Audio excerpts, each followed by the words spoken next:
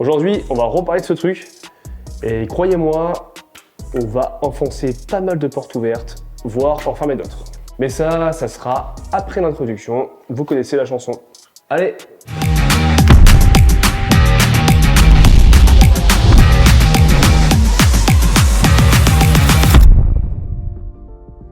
Hop! Salut à tous, moi c'est Jérémy, bienvenue sur la boîte à métrage. Aujourd'hui, on va encore parler de ce DJI Avata. Je comptais pas refaire de vidéo sur ce drone, mais il s'avère que j'ai volé quand même pas mal de temps avec. J'ai volé environ 3 mois et dans pas mal de conditions différentes. J'ai volé à la mer, sur la plage, j'ai volé en altitude, en très haute altitude avec. Et il y a des comportements qui m'ont plu, d'autres qui m'ont moins plu. Et des vérités que j'avais dit dans la vidéo précédente qui sont pas vraiment, qui sont plus vraiment vraies aujourd'hui. Et c'est pour ça que je voulais refaire une vidéo absolument pour vous expliquer les problèmes que j'ai rencontrés, les bonnes surprises aussi parce qu'il y en a, et les malheurs qui m'est arrivé avec ce truc, voilà. Et toute mon expérience que j'ai eue pendant 3 mois avec ce petit jouet. Dans la vidéo précédente, je vous parlais du problème que j'ai rencontré avec le drone, vous avez même pu le voir où je le crache et que je le casse.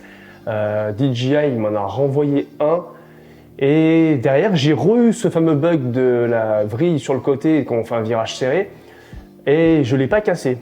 Sauf que je me suis dit au bout d'un moment quand même c'est pas normal, après avoir pas mal parcouru de forums et mises à jour incessantes qui ne changeaient rien du tout au problème, je me suis dit pourquoi pas contacter DJI une nouvelle fois et leur demander s'ils sont au courant du problème.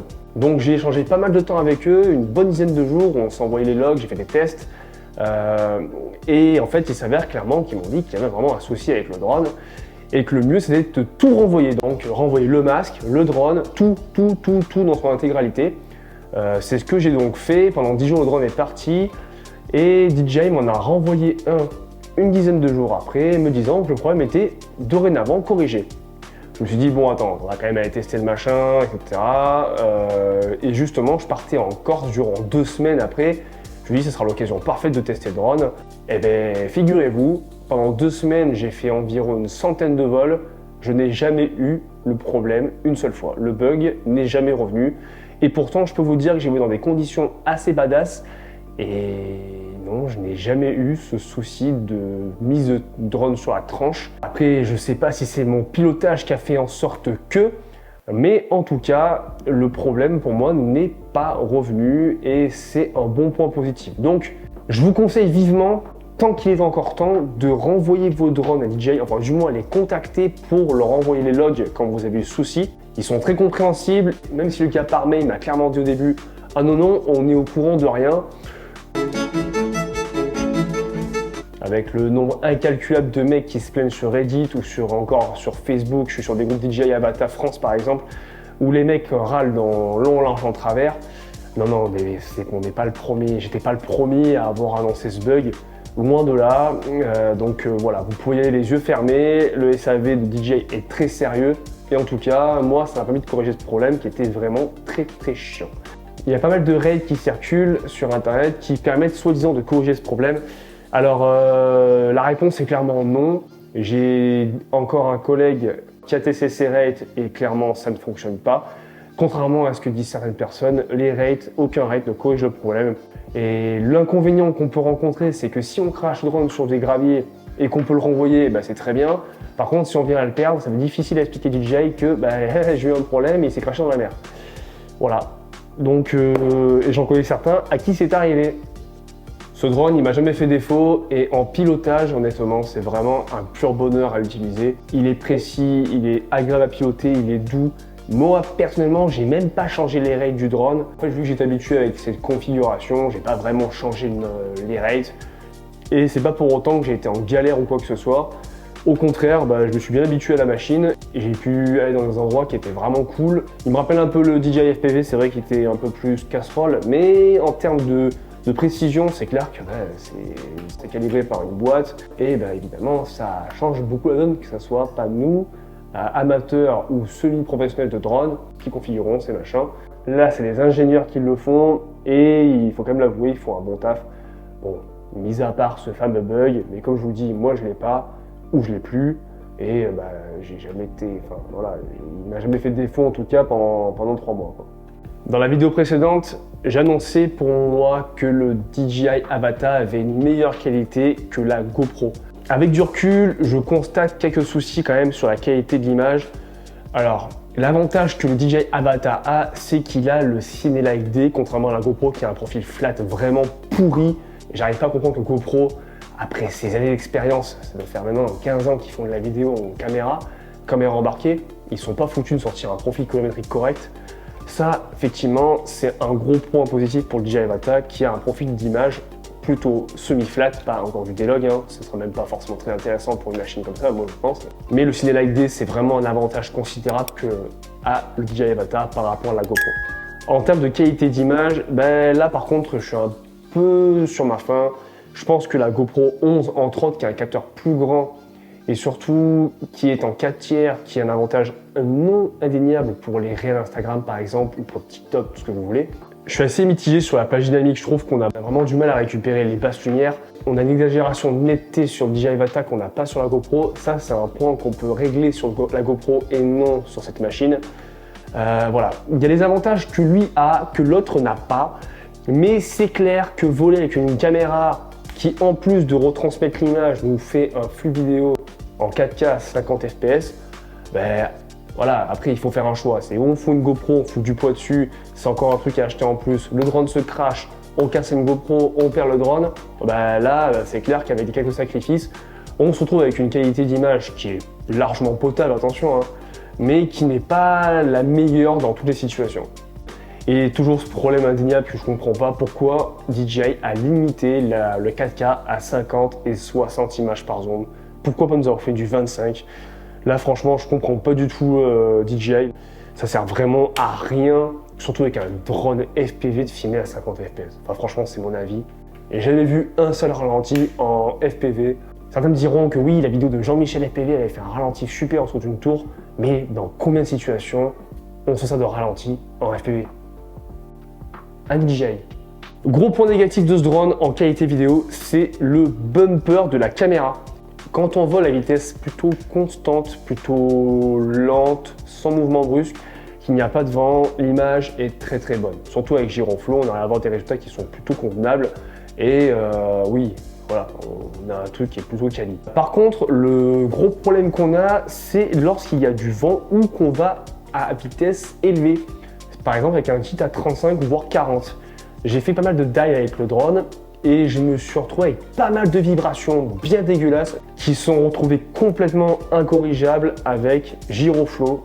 Et même sans Giroflow, en fait, c'est irrécupérable. En fait, le drone à forte vitesse, les bumpers étant très très doux, ont tendance à taper sur l'arrière de la caméra, je pense, et font des vibrations bien dégueulasses sur le côté de la caméra. Et ouais, c'est dommage, c'est dommage. Ça prouve bien en fait que ce drone, il y a une hype monumentale dessus. Et contrairement à ce que dit DJI, c'est pas fait pour aller faire les fifous sur des falaises de 500 mètres de haut, à plein plongeant face contre terre. Non, ça fonctionne pas bien. Il faut le dire clairement, ce drone est fait pour voler à plat, voire un peu incliné, mais il n'est pas fait pour voler comme ça. Voilà, c'est clair et net. Vous perdrez vraiment trop en qualité, les bumpers vibreront trop. Donc voilà, il faut en avoir conscience. Et après avoir discuté avec beaucoup de personnes, on a tous ce problème avec ce drone. Quand je suis parti encore, j'ai pu tester pas mal de fois la portée du drone, légalement bien entendu, et je me suis retrouvé dans une situation un peu cocasse. À plusieurs reprises, j'ai perdu le signal pour des trucs un peu bêtes. Bon, c'est clair que dès qu'on passe derrière une falaise, même en FCC, hein, attention, même en FCC, je perdais le signal régulièrement derrière des rochers, derrière des arbres. Je passais d'un coup de 50 à 5 mégabits, puis ça remontait, mais je n'ai pas perdu le signal à 100%, sauf une fois. Et cette fois-ci, je me suis vraiment fait très très peur. Déjà, pour mettre les choses à plat, le souci est clairement ma faute à 90%.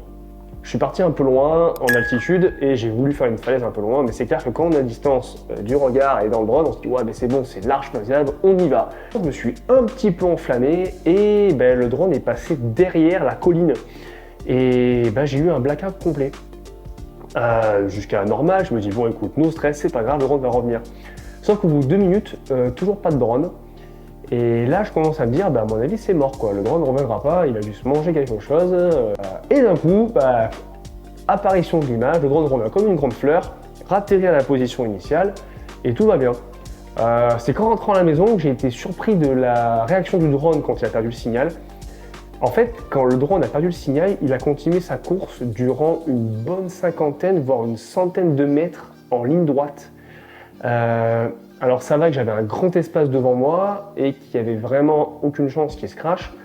Mais je me dis qu'en fait, c'est pas très sécure parce que si on est dans un endroit où effectivement il y a du décor, ben là je vous garantis que le drone vous le crachez. Voilà, il est irrécupérable. Sachant que là, quand il a enfin compris qu'il avait perdu le signal, il s'est donc stabilisé. Et il a pris beaucoup de temps à calculer sa trajectoire pour revenir. Il s'est mis à monter, puis il s'est mis à avancer, puis il s'est mis à s'arrêter. Il y avait beaucoup d'oiseaux autour qui tournaient. Il n'y a pas de capteur de proximité, donc je ne vois pas pourquoi ça l'aurait dérangé. Mais ouais, il s'est mis à s'arrêter, s'avancer, puis reculer, puis s'avancer, puis reculer. Et puis au moment, il s'est dit, bah allez tout droit, c'est bon, j'y vais, je rentre chez moi. N'oubliez jamais, sauf si vous avez des milliers d'euros à dépenser, une image ne vaut pas un drone à 550 €, voire même à 1000, ou à 2000, ou à 3000, ou à ce que vous voulez. Ça reste du matériel. Déjà, c'est dangereux. Je vous recommande pas la bêtise que j'ai fait, on va dire, d'aller jouer à perpète les haricots verts, faire du drone FPV, surtout que j'avais pas du tout de visibilité. Bon, là, j'étais très très en altitude, il n'y avait personne. Mais bon, j'aurais quand même pu embaucher un chamois et ça aurait fait une sacrée perte pour l'humanité. Et c'est vrai que je vais rebondir sur un point qui est important pour moi, c'est les accessoires qui sont indispensables pour votre DJI Avata. Le premier pour moi, c'est un incontournable, autant pour vous DJI Avata que vous Mavic 3, vous Mavic 2, tout ce que vous voulez comme drone. Alors oui, évidemment, si vous voulez avec un machin à 50 €, je vous dis laissez tomber, c'est pas trop la peine, et encore. Mais c'est un bumper qui permet en fait, en plus du bipage du drone, de sonner encore plus fort pour que vous puissiez entendre votre drone quand il se crache. Ça se présente comme un petit module qui vient s'accrocher avec un riselant où vous voulez. Il y a un petit bouton à appuyer dessus, ça l'enclenche. Quand le drone tombe, le gyroscope interne du système s'en rend compte et émet un son assez strident pour que vous puissiez entendre le drone de loin. Il y a Brice de la chaîne Une Bolée d'Air qui a fait une vidéo test sur ce petit joujou et je vous conseille vraiment d'aller voir la vidéo et vous verrez vraiment la différence entre le beeper du Avata qui d'ailleurs surchoque très vite et éteint l'Avata après un crash. Donc là, ça sert à rien. Et ce petit beeper qui lui surchauffe pas et fait beaucoup de bruit. Second accessoire qui est pour moi indispensable, c'est ce bloc batterie qui vient verrouiller en fait la batterie derrière pour éviter qu'elle se tombe. Alors ça paraît complètement con parce qu'il y a des loquets, mais tous les crashs que j'ai eu, la batterie s'est barrée.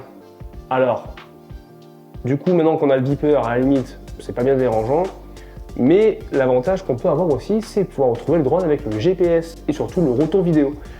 Donc ce bloc vient se mettre derrière, se fixe sur les côtés et verrouille la batterie. Comme ça, tac, et plus de soucis. Voilà. Alors on va revenir à la conclusion initiale. Est-ce que je recommande, oui ou non, le DJI Avata après 3 mois d'utilisation? Je le recommanderais différemment maintenant. Pour moi, ce drone, c'est un vrai ciné-whoop.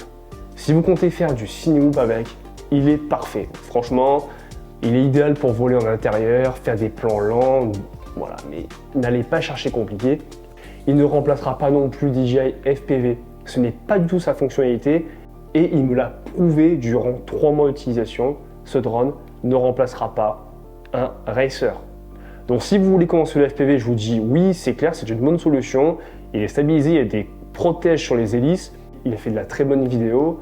Mais si vous voulez faire des dives, faire du freestyle, vous expérimenter en drone, je vous déconseille cette machine. Sachant que maintenant le DJI Air Unit, le nouveau, est sorti et est maintenant compatible avec le DJI Goggle 2, je vous conseillerais toujours plus d'aller vers une machine comme ça si vous voulez vous perfectionner en drone. Ce drone, il porte bien son nom, c'est un ciné-whoop. Il est fait pour voler à vitesse constante, à vitesse lente, avec des titres qui ne sont pas non plus démesurés. Et si vous en savez comme ça, vous vous éclaterez. Si vous en savez comme un bourrin pour faire du racer, franchement, vous serez déçus, clairement. Et c'est un peu mon cas. Sur ce, je vous remercie d'avoir regardé cette vidéo. Je reviens très vite avec du lourd. Je vous dis donc à très bientôt. Prenez soin de vous et sortez faire de belles vidéos en drone. Allez, salut!